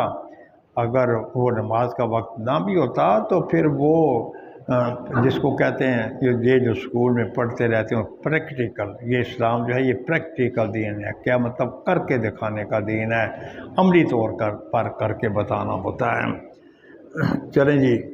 باب التسمیۃ علی کل حال وعند الوقاع، وعند الوقاع، یہ باب ہے کہ ہر حال میں بسم اللہ پڑھنا اور جمع کرتے وقت بھی بسم اللہ کو پڑھنا۔ اچھا جی، کیا وضو کرتے وقت بسم اللہ پڑھی جائے یا بسم اللہ نہ پڑھی جائے؟ اگر وضو کرتے وقت بسم اللہ کا پڑھنے کا حکم کیا ہے؟ کیا یہ بسم اللہ پڑھنا واجب ہے یا یہ بسم اللہ پڑھنا واجب نہیں ہے؟ میرا خیال ہے کہ ائمہ اربعہ کے نزدیک وضو کرتے وقت بسم اللہ کا پڑھنا جائز تو ہے لیکن واجب نہیں ہے۔ البتہ اسحاق بن راہویہ اور کچھ غیر مقلدین کے نزدیک بسم اللہ پڑھنا واجب ہے، تو ان کے بہت سے دلائل ہیں جو کہتے ہیں کہ بسم اللہ پڑھنا واجب ہے، ان کے بہت سے دلائل ہیں، تو لیکن احناف کے بھی سلسلے میں بہت سے دلائل ہیں کہ بھائی بسم اللہ پڑھنا یہ کوئی واجب نہیں ہے، کیونکہ ایک حدیث پاک میں آتا ہے کہ بھائی اگر تم بسم اللہ کر کے وضو کرو گے نا تو پھر اسے تمہارا سارا جسم پاک ہو جائے گا، اور اگر تم بسم اللہ کے بغیر اگر وضو کرو گے تو اس سے پھر صرف اعضائے وضو پاک ہوں گے۔ اور اسی طریقے سے آقا نامدار صلی اللہ علیہ وسلم نے سیدنا ابو ہریرہ رضی اللہ تعالیٰ عنہ کو یہ فرمایا کہ بھائی جب تم وضو کرنے لگو نا تو پھر تم پڑھو بسم اللہ الرحمن الرحیم الحمدللہ رب العالمین۔ تو بسم اللہ الرحمن الرحیم کے ساتھ الحمدللہ رب العالمین کے ملانے کا مقصد یہ ہے کہ بھائی یہ جو بسم اللہ دوسرے اذکار کی طرح ہے، جب بسم اللہ یہ دوسرے اذکار کی طرح ہے تو لہٰذا اس کا پڑھنا واجب نہیں ہے، لیکن بہرحال پڑھ لے تو کوئی حرج نہیں ہے، اور وضو سے پہلے بسم اللہ پڑھنی جائز ہے۔ اس سلسلے میں حضرت امام ترمذی رحمۃ اللہ تعالیٰ علیہ نے جو حدیث پاک بیان کی ہے وہ چونکہ حضرت امام بخاری رحمۃ اللہ تعالیٰ علیہ کی شرط کے مطابق درست نہیں ہے، وہ حدیث ان کی شرط کے مطابق نہیں ہے، تو حضرت امام بخاری کا یہ طریقہ کار ہے اگر کسی حدیث کا مضمون تو صحیح ہو لیکن وہ ان کی شرط کے مطابق نہ ہو تو وہ کسی نہ کسی انداز میں پھر اس حدیث پاک کی تائید فرماتے ہیں، کسی نہ کسی انداز میں تو وہ اس حدیث پاک کی تائید فرماتے ہیں۔ یہاں بھی حضرت امام بخاری رحمۃ اللہ تعالیٰ علیہ نے بڑی حکمت عملی سے اس حدیث کے مضمون کی تائید فرمائی ہے، اور وہ کس طریقے سے بھائی بسم اللہ ہر حال میں پڑھی جائے، حتیٰ کہ جمعہ کے وقت بھی بسم اللہ پڑھی جائے، تو لہٰذا جب جمعہ کے وقت بسم اللہ پڑھی جا سکتی ہے تو وضو کرتے وقت بھی بسم اللہ پڑھی جائے۔ تو اس طریقے سے حضرت امام بخاری نے چونکہ یہ جمعہ کے وقت بسم اللہ والی حدیث ان کے شرط کے مطابق درست تھی، لیکن انہوں نے حضرت امام ترمذی کی اس حدیث پاک کی بھی تائید کرنی تھی، اور یہ باب کا عنوان قائم کر کے حضرت امام بخاری رحمۃ اللہ تعالیٰ علیہ نے ترمذی شریف کی اس حدیث کی تائید کر دی۔ چلیں جی۔ قال حدثنا علي بن عبد الله قال حدثنا جرير عن منصور عن سالم بن ابي الجعد عن قريب عن ابن عباس رضي الله تعالى عنه يبلغ به النبي صلى الله عليه وسلم قال لو ان احدكم اذا اتى اهله قال بسم الله اللهم جنبنا الشيطان وجنب الشيطان ما رزقتنا فقضي بينهما ولد لم يضره۔ تو حضرت عبداللہ ابن عباس رضی اللہ تعالیٰ عنہ یہ حدیث پاک کو بیان کرتے ہیں، لیکن وہ مرفوعاً بیان کرتے ہیں، حضور کونین صلی اللہ علیہ وسلم تک پہنچاتے ہیں، مرفوعاً اس حدیث پاک کو بیان کرتے ہیں، اور وہ یہ ہے کہ آقا نامدار صلی اللہ علیہ وسلم نے فرمایا اگر تم میں سے کوئی آدمی اپنی بیوی کے ساتھ ہم بستری کرنے لگے تو وہ یہ پڑھے بسم اللہ ہے، اللہ کے نام سے شروع، اے اللہ شیطان کو دور رکھ، تو ہمیں شیطان سے دور رکھ، اور شیطان کو ہم سے دور رکھ، جو کچھ کہ آپ نے ہمیں عطا کرنا ہے تو شیطان کو اس سے دور رکھ۔ جو کیا مطلب بھائی میں اپنی بیوی کے ساتھ ہم بستری کر رہا ہوں، لہذا ہمیں شیطان سے اور شیطان کو ہم سے دور رکھ، اور جو کچھ اس ہم بستری کی وجہ سے آپ ہمیں عنایت فرمانا چاہتے ہیں، جو اولاد، اے اللہ اس کو شیطان کو اس سے بھی دور رکھ۔ یہ دعا پڑھنے کے بعد اگر کوئی آدمی اپنی بیوی کے ساتھ ہم بستری کرے گا تو پھر شیطان اس دعا کی برکت کی وجہ سے ان کی اولاد کو کسی قسم کی تکلیف نہیں پہنچا سکے گا۔ چلیں جی۔ باب ما یقول عند الخلاء، یہ باب ہے۔ تو اب جیسے کہ پہلے میں نے کہا تھا کہ حضرت امام بخاری نے غسل الیدین والا، غسل الوجہ والا جو باب کی قائم کیا ہے، یہ صرف اس باب کی وضاحت کے لیے قائم کیا ہے، ورنہ وضو کے مسائل اس کے بعد حضرت امام بخاری بیان فرمائیں گے۔ تو پہلے یہ کہ اچھا جی وضو کرتے وقت تم نے بسم اللہ پڑھنی ہے، اس کے بعد پھر یہ آداب خلا کہ بیت الخلاء میں جانے کے کیا کیا طریقے ہیں اور کیا کیا طریقے نہیں ہیں، تو یہ بہت کچھ آپ نے ادھر ترمذی شریف میں پڑھا ہوا ہے، تو باقی انشاءاللہ بشرط زندگی کل کے سبق میں